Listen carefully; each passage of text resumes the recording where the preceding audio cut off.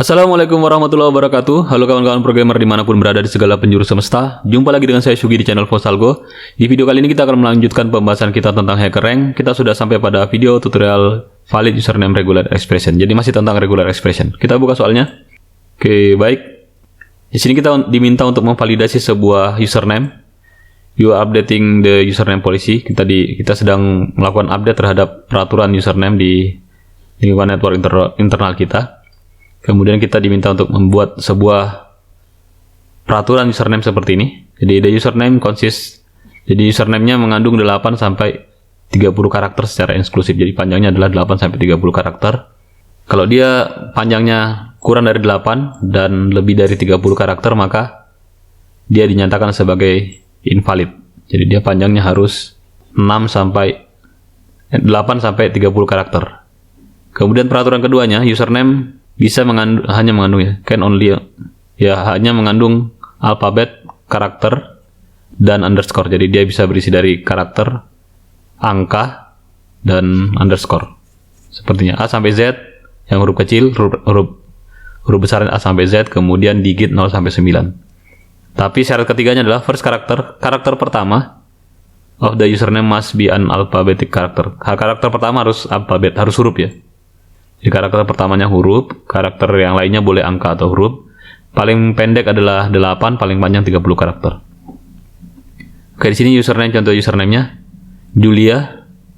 Invalid, kenapa tidak valid? Karena panjangnya kurang dari 8. Samantha valid, kemudian Samantha 21 valid karena dia tidak diawali dengan ada angka dan huruf, tapi dia diawali dengan huruf ya. Kemudian Samantha ini tidak valid karena dia diawali dengan angka. Kemudian Samantha ini tanda tanya 10 garis underscore 2A. Dia tidak valid karena ada tanda tanya di sini. Underscore boleh tapi tanda tanya tidak boleh. Oke, ini constraint-nya. Inputnya adalah sebuah bilangan integer n ya. Kemudian n baris berikutnya adalah contoh-contoh ya, bukan inputan untuk passwordnya. Untuk username-nya maksud saya, username-nya. Kemudian di bawah ada outputnya adalah status dari username yang dimasukkan, apakah dia valid atau tidak. Jadi valid dari sisi penulisannya. N-nya dari 1 sampai 100. Oke. Tugas kita hanyalah untuk melengkapi ini regular expression-nya. Jadi di sini kita sudah diberikan perintah untuk memeriksa dan menampilkannya sudah ada di sini, kita tidak usah buat. Untuk menampilkan valid atau tidak validnya sudah ada juga. Untuk membaca inputnya juga sudah ada. Kita diminta untuk membuat regular expression-nya di sini. String regular expression yang ini ya. Oke, ekspresi regularnya adalah dia tipenya string tentunya. Kita bisa lihat tutorial untuk regular expression itu di sini. Tadi untuk awal dan akhir, untuk bagian awal dan akhir kalimat bisa baris ya. Dari beginning of line kita buat ini. Untuk akhir dari menandai akhir dari baris kita bisa gunakan $. Jadi bisa kita awali dulu di sini pembuatannya. Kita awali dengan simbol ini. Awal dari baris, tanda pangkat ini atau topi, kemudian akhirnya adalah $. Oke, kemudian kita akan membuat regular expression lagi di sini untuk memeriksa input username-nya. Kemudian ada syarat juga, yang syarat kedua. Syarat ketiga dulu saya. Karakter pertama harus berupa huruf. Jadi dia bisa berupa huruf besar, huruf kecil, tapi harus huruf. Jadi caranya adalah kita buat di sini. Dia harus diawali dengan huruf A sampai Z, kemudian atau bisa juga A besar sampai Z. Seperti ini untuk memastikan bahwa dia harus diawali dengan huruf. Kemudian jadi dia panjangnya juga adalah minimal 8 ya. Karena kita sudah punya ini, sudah punya 1 ini, berarti nanti karakter berikutnya sisa 7 lagi. Jadi kita buat sini word. Berikutnya dia diikuti dengan kata yang panjangnya itu adalah minimal 7 dan maksimal. Tadi kan maksimalnya 30 ya, tapi karena kita sudah gunakan 1 ini, berarti kata berikutnya maksimal terdiri dari 29 karakter lagi. Minimal 7 karakter dan maksimal 29 karakter. Jadi cara nulisnya seperti ini. Minimal 7 karakter, nanti kan ditambahin dengan di sini karakter di sini. 1 karakter menjadi 8. Kalau dia 29 berarti tambah 1 menjadi 30. Jadi dia boleh lebih besar daripada 7 ya, bisa 10, 8, 12. Yang penting dia tidak lebih dari 29. Jadi template untuk ini bisa kita lihat di sini. Ini namanya quantities ya, untuk menghitung jumlah. Bisa kita lihat tutorialnya di sini. Yang ini dia.